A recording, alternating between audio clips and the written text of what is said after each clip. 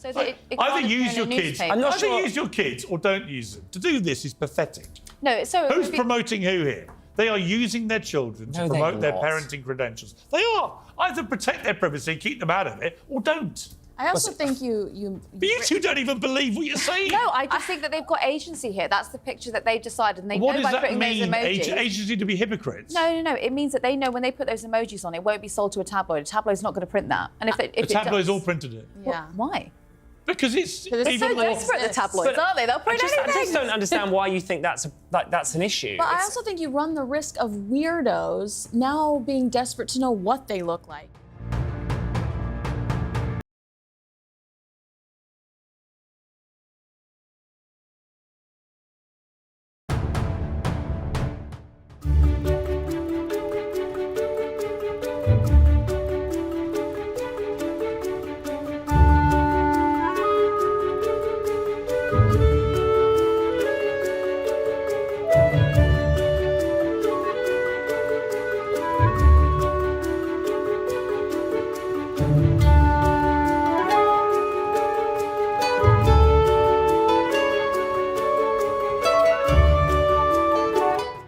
Dangerous to put a child's face on the internet. Huh? Though. It's so dangerous to put a child's face on the internet. Why put them on there at all? Explain to me. I would agree with that, but I agree with covering So you up the agree with face. me? No, with covering up the face, I think that's No, absolutely why fine. put them on And look, Instagram at all? Well, because they've got a business to promote. When you're simultaneously because they've got a campaigning business to promote.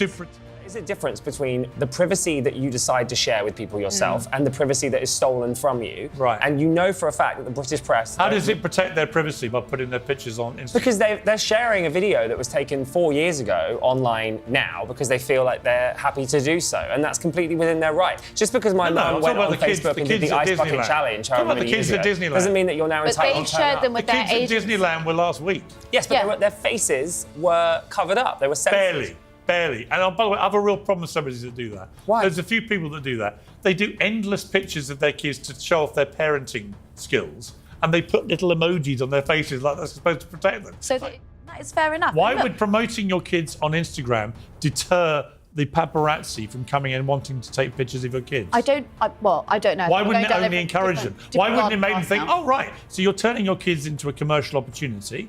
You want to profit from their exposure all over your Instagram. But she has been you want to get more forced to followers, live a which will make you public more money. You don't get the hypocrisy. Okay, so get this.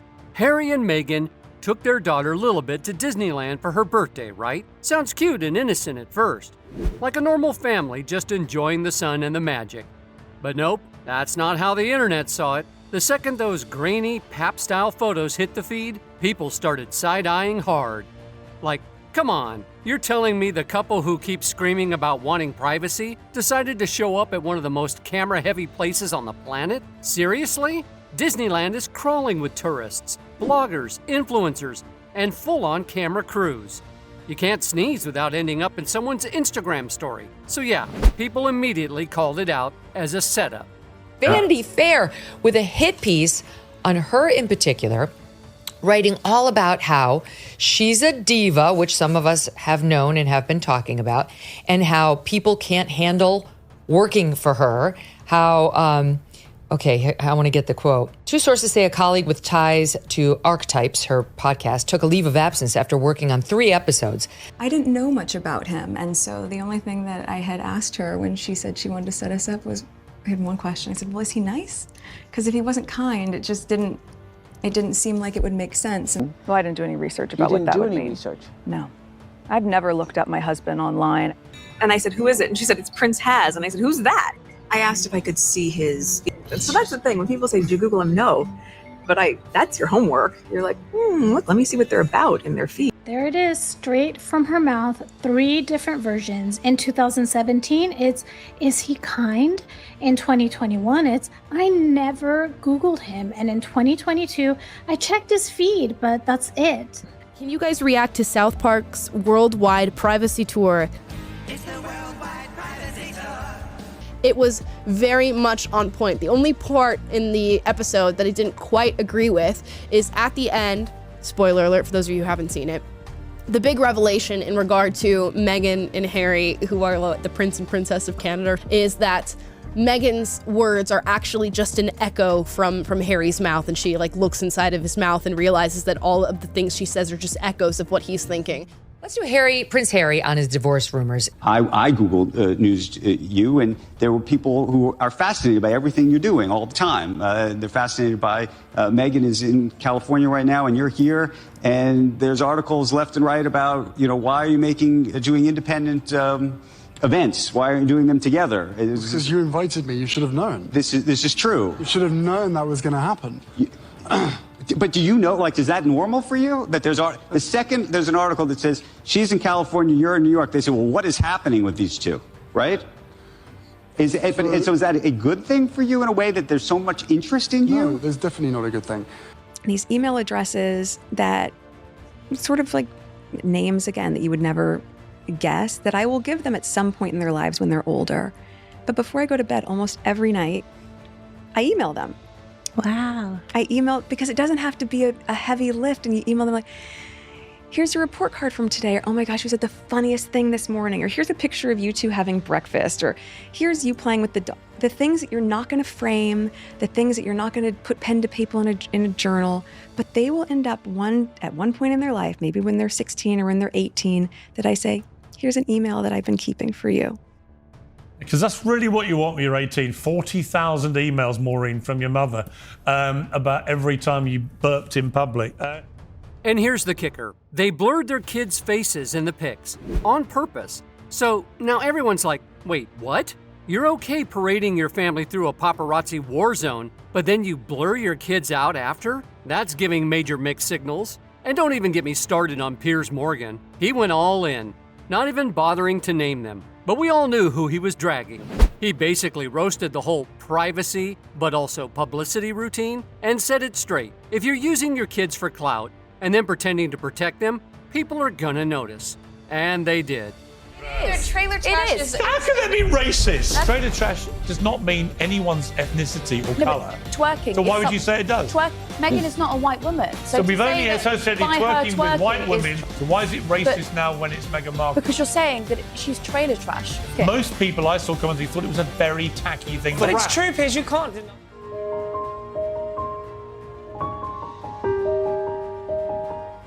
Honestly, it wasn't just shade, it was a digital storm. People were done pretending.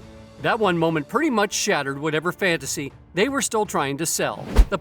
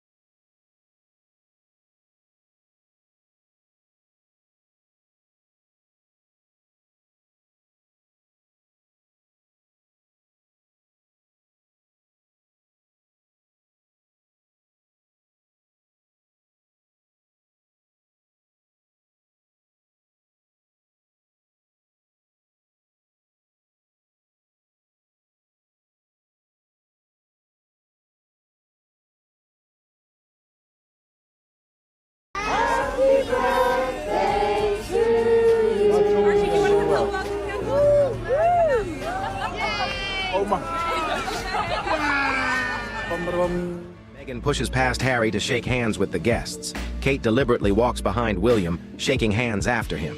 A wild boar never knows what respect is. So here's where everything really started to spiral. What looked like a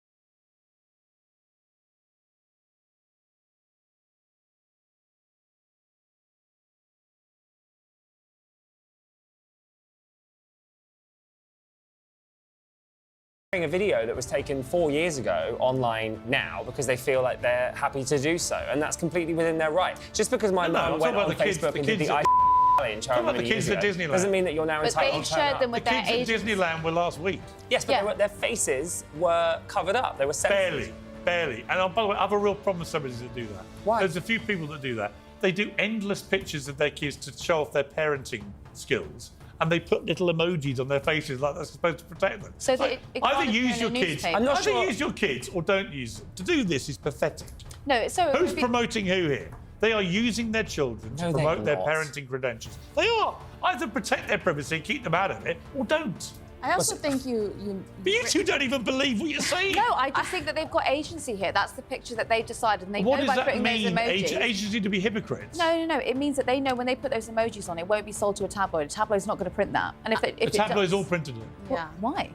Because it's they're so desperate, the tabloids, aren't they? They'll print anything. I just don't understand why you think that's an issue. But I also think you run the risk of weirdos now being desperate to know what they look like because you're teasing them with these photos. You're using your kids to promote yourself. It's so dangerous to put a child's face on the internet. Though. It's so dangerous to put a child's face on the internet. Why put them on there at all? Explain to me. I would agree with that, but I agree with covering up the face. So you agree with me? No, with covering up the face, I think that's absolutely fine. Why put them on Instagram at all? Well, because they've got a business to promote. When you're simultaneously campaigning a business to promote to protect their privacy, why expose their privacy? And this wasn't just people on social media being petty. Even insiders at Disneyland started talking. According to folks who were there, Harry and Meghan's entourage was hard to miss. Like really hard. Suspiciously visible. Some areas of the park were loaded with photographers, like way more than usual. And somehow they just happened to be in the right spot at the right time. Come on, that's not a coincidence. That's a production schedule. Honestly, it felt like watching a Netflix teaser trailer in real time. Every photo looked just posed enough to feel candid, but polished enough to feel planned. Like, give me a break. This wasn't a birthday trip. It was PR theater, and not even a subtle one.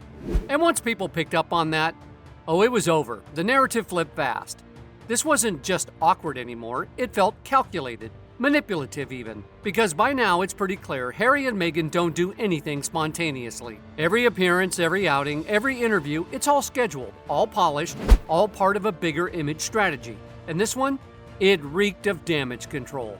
What was being told when she walked the variety red carpet that she was looking forward to being behind the scenes, producing things like Meet Me at the Lake. But we have seen her step up. She's a podcast host now. She's a TV host. I think that she does like being in the limelight, and I do think she wants the children to soften her image. You know what? None of it's actually working. That's the reality. The reason she suddenly got all thirsty on social media is that none of it works. But it's nobody cares about her jam.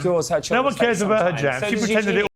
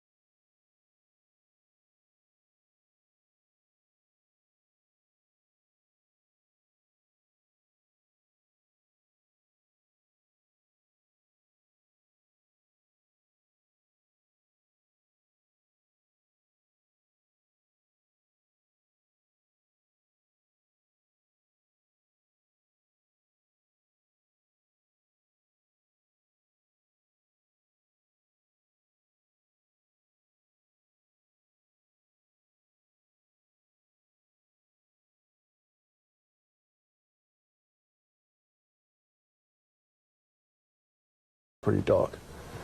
That's quite a statement. Who do you think that is? I'm not going to share it at this point. You know, I know all the names of the people that were involved in this process, and again, you have to question why wasn't I put through the same risk management board that everybody else was put through. So the reason they won't pay for his ongoing security when he visits the UK is because they want him dead, Dan. I know, this is now paranoia and delusion on an actual terrifying scale. And that's just the start. There's also the legal drama, the media firestorm, and the mounting pressure building around them from every side. The masks are slipping, and what people are seeing underneath isn't exactly sympathetic. And let me tell you, Piers Morgan may have led the charge, but he wasn't alone. As soon as those Disneyland photos dropped, social media lit up. Users on X, Instagram, Reddit, you name it, were roasting the whole thing.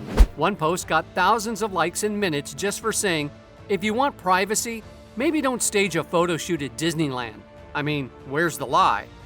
Why would promoting your kids on Instagram deter the paparazzi from coming and wanting to take pictures of your kids? I don't know. Why wouldn't it only encourage them? Why wouldn't it make them think, oh, right, so you're turning your kids into a commercial opportunity. You want to profit from their exposure all over your Instagram. But she has been you want to get more forced to followers, live a which will public make you life. more money. You don't get the hypocrisy? No, but they've been forced to live a public life. Maybe not her so much, actually, I take that back, but Prince Harry has been forced to live a public life. Why should he not share pictures of his children? And why should they not make a bit of buck off the back of it? But he's not. It is Meghan who's like simultaneously selling children's clothes through affiliate links on her Instagram page. She's got to make cash. She's allowed to do that. She's got to make cash. I mean, how do you expect her to make money? She can't go and work in Asda. Like, what's she going to do? Why not? Well, Someone else called it a Kardashian core PR with a royal twist.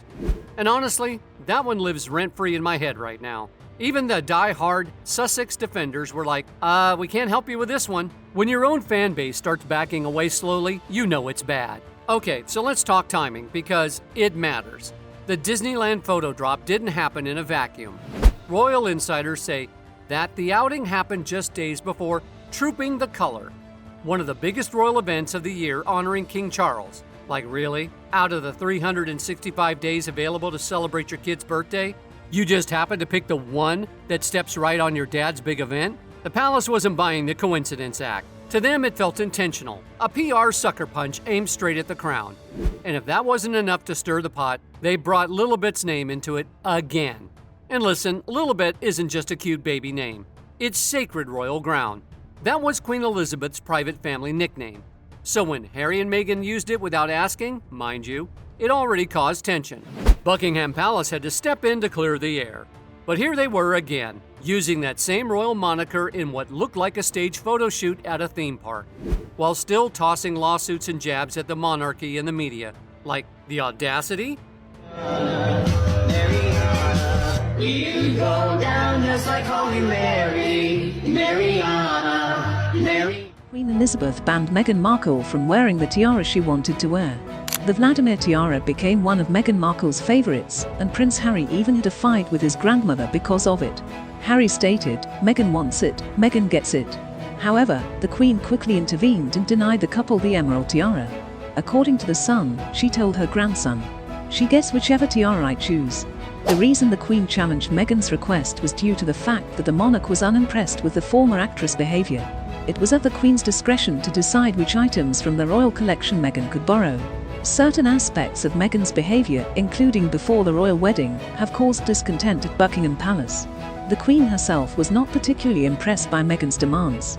As a result, Meghan had to submit to the wedding tradition, according to which the tiara for the bride is chosen by the monarch and go to the wedding in the Queen Mary bandeau tiara. Sources close to King Charles said he wasn't just annoyed, he was livid.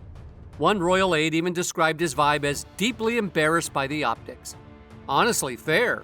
You've got a whole royal celebration going on and boom. Suddenly the headlines are all about Harry and Meghan at Disneyland with Lilibet. It looked more like a PR chess move than a birthday celebration. Oh, and speaking of drama, guess who's back in the ring? Piers Morgan. Apparently Meghan and Harry are threatening legal action over his latest not-so-subtle digs. And let's be real, this is not their first rodeo with Piers. Meghan had already tried to get him canceled after he slammed her Oprah interview. That led to his dramatic exit from Good Morning Britain, a whole saga of its own.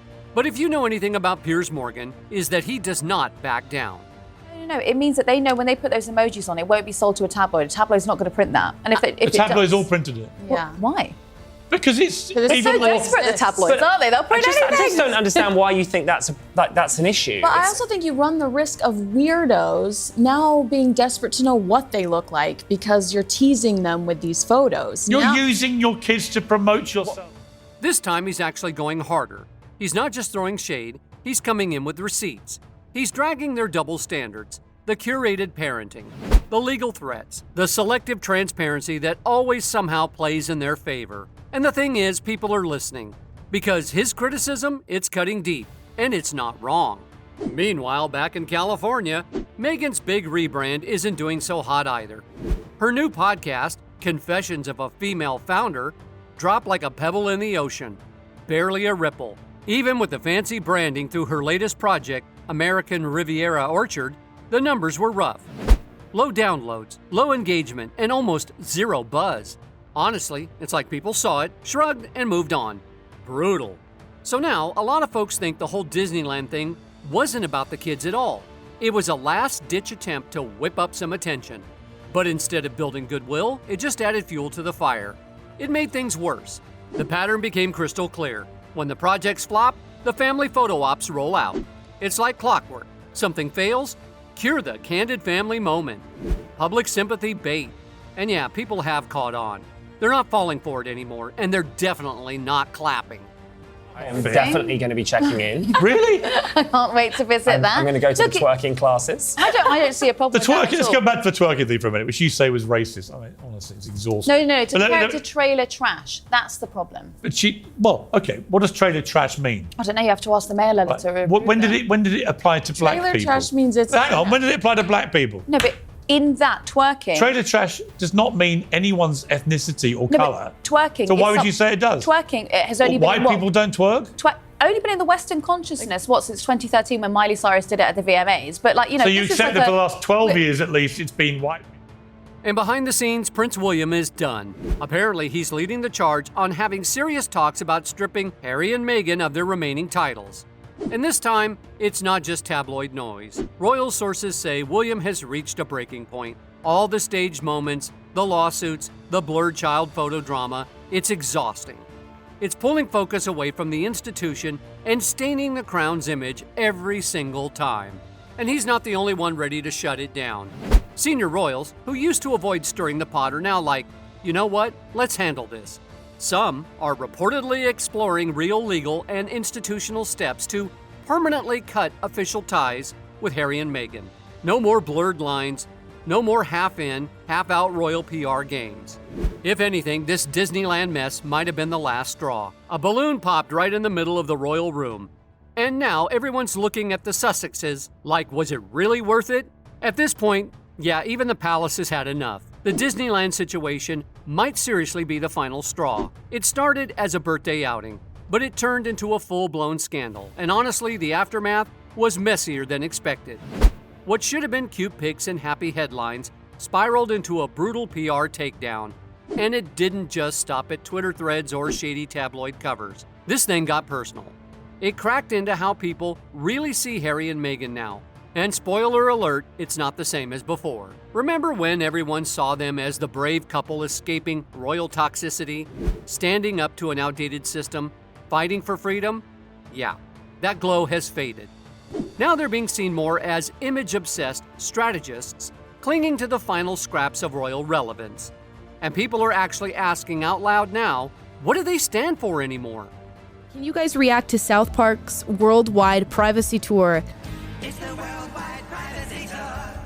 It was very much on point. The only part in the episode that I didn't quite agree with is at the end, spoiler alert for those of you who haven't seen it, the big revelation in regard to Meghan and Harry, who are the Prince and Princess of Canada, is that Meghan's words are actually just an echo from Harry's mouth, and she looks inside of his mouth and realizes that all of the things she says. Let's do a quick reality check. The Netflix deal kind of cooled off. The Spotify fallout, that was embarrassing. The podcast crashed without a whisper. The lifestyle brand, blink and you missed it. Vanity Fair has turned on them, Piers. Vanity Fair with a hit piece on her in particular, writing all about... It's starting to look like they may have seriously overestimated how much influence they had without the royal engine backing them. Because now that the spotlight's slipping away, the pattern is getting real obvious. Roll out the kids, stage a photo op, blur the faces just enough to act like you're guarding their privacy, and let the media do the heavy lifting. Rinse and repeat. Only this time it didn't work. The media wasn't buying it. Even outlets that usually give them soft coverage like TMZ, Entertainment Tonight, Daily Mail, ran the pictures but with a very different vibe. It wasn't adoring, it wasn't glowing, it was skeptical, eye-rolling, and honestly, kind of bored. Which is brutal, because when the drama starts feeling recycled, you know people have already checked out. Let's do Prince Harry on his divorce rumors. I Googled news you, and there were people who are fascinated by everything you're doing all the time. They're fascinated by Meghan is in California right now, and you're here. And there's articles left and right about, why are you doing independent events? Why aren't you doing them together? Because you invited me, you should have known. This is true. You should have known that was going to happen. But do you know, is that normal for you? That the second there's an article that says she's in California, you're in New York, they say, well, what is happening with these two, right? So is that a good thing for you in a way that there's so much interest in you? No, there's definitely not a good thing. Because apparently we've bought or moved house maybe 10, 12 times. It's hard to keep up with, but that's why you just sort of ignore it. The people I feel most sorry about are the trolls who their hopes are just built and built and built. And it's like, yes. And then it doesn't happen. Right. So I feel sorry for them. The whole "we just want to be left alone" thing fell fast.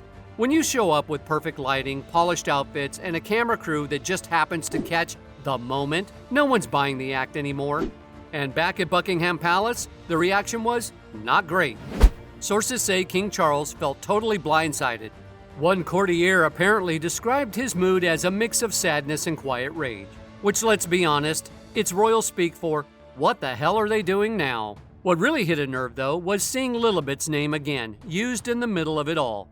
This is a name tied to Queen Elizabeth herself, full of weight and sentiment. And now it's popping up like a clickbait caption.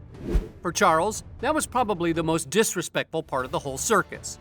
And behind the scenes, it's not just angry group chats. There's actual talk of taking legal steps to strip the Sussex kids of their HRH titles.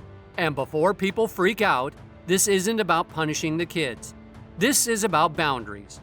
If the royal brand is going to be dangled in front of Netflix and podcast audiences like a prop, then the monarchy feels it has every right to draw a hard line. And over on Team William, he's apparently done being diplomatic. He's been watching this chaos play out quietly for years. But now insiders say he's reached a boiling point. Between the shady interviews, the passive-aggressive jabs, and the non-stop monetization of family trauma, he's done pretending it's just a phase. And here's the wild part. Some believe William's been holding back this whole time because he hoped Meghan really wanted to be part of the royal family. That maybe she just didn't understand the system. But now he's reportedly convinced it was never about duty. It was a strategy from day one. The whirlwind romance, the headlines, the carefully timed tell-alls, none of it looks spontaneous in hindsight. It looks planned. And all they do is try to get in the press in the United States. So what does all this tell us? What it tells us is, rather comically, that when you have this couple who, remember on their website, it says that they're all about compassion. They're compassionate people. They're also all about mental health and helping people with mental health. They've been very vocal about that recently, about the perils of online trolling and the effect it has on people's mental health. And yet here we are with Vanity Fair, the Hollywood Bible, the thing that Meghan was most thrilled about getting the cover of a few years ago when she got engaged to Harry, which went down very badly with the palace at the time, I can tell you. But now it reveals that actually she in particular is a nasty little bully who sends staff into therapy. Think about that for a moment. This also follows all the stories about her bullying staff over here in the UK, which is unresolved. NDAs stopped all that stuff coming out, but she bullied people in a very unpleasant way over here. So it's no surprise to people who work at Buckingham Palace. They saw and witnessed all this here. So I just showed, look, they're a pair of hypocrites, they're a pair of chancers, as the Spotify guy called them, a pair of effing grifters. And they're desperately trying to maintain some kind of future as a renegade royal couple when they're no longer part of the royal family. The royal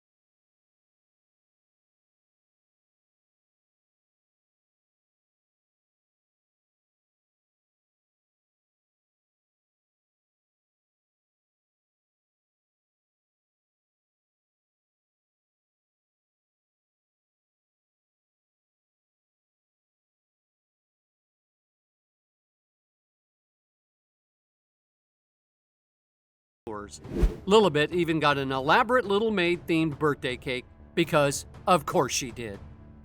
And let's not forget, Meghan's not exactly new to the Disney circle. She and Harry have maintained a friendly connection with the company since that hot mic moment back in 2019, when Harry was caught casually pitching Meghan to Disney's CEO for a voiceover gig. Not long after, Meghan voiced a nature documentary for Disney+, which she later clarified was done for charity, not a paycheck. But still, the optics of this whole Disney outing haven't landed well, especially since it comes just months after reports that Prince William was concerned about Meghan continuing to use her HRH title in commercial spaces, despite agreements not to mix royal status with business. And look, since stepping back from royal duties, Harry and Meghan have earned over $100 million from brand deals, content partnerships, and Harry's memoir, Spare. But every time something flops, the flashy photo op seems to follow. And that Disney trip? To a lot of people, it felt less like a celebration and more like another polished episode in the Sussex media machine. But what do you guys think about all this? Was it staged or a genuine birthday celebration for a real-life princess? Let us know in the comments below.